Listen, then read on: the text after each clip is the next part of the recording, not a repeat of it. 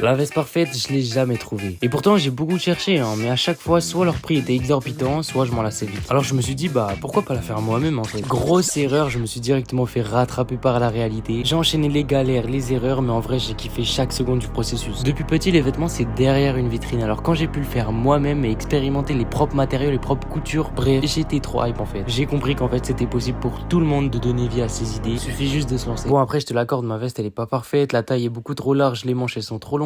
Mais franchement, je peux la porter fièrement dans la rue, moi qui connais tous ses défauts mais aussi toute sa beauté. Depuis, je me suis plus arrêté et j'ai fait d'un manque une véritable passion. Alors maintenant, ce que je peux vous conseiller à toutes et tous, c'est vraiment de donner vie à vos idées et de pas hésiter à créer, parce que toutes ces idées, elles méritent d'être montrées aux gens, mais aussi à vous-même, que vous vous rendiez compte que chacun a la possibilité d'imaginer et de créer des choses uniques, étant donné qu'aujourd'hui on a encore plus d'outils qu'avant, accessibles à peu près tous les niveaux. Bref, la veste parfaite, c'est pas encore pour maintenant, mais j'en ai tiré une leçon qui est incroyable et qui me rapproche un peu plus de mon objectif. En tout cas, je t'invite vraiment à t'abonner si tu veux suivre la suite des aventures. Et du coup, non.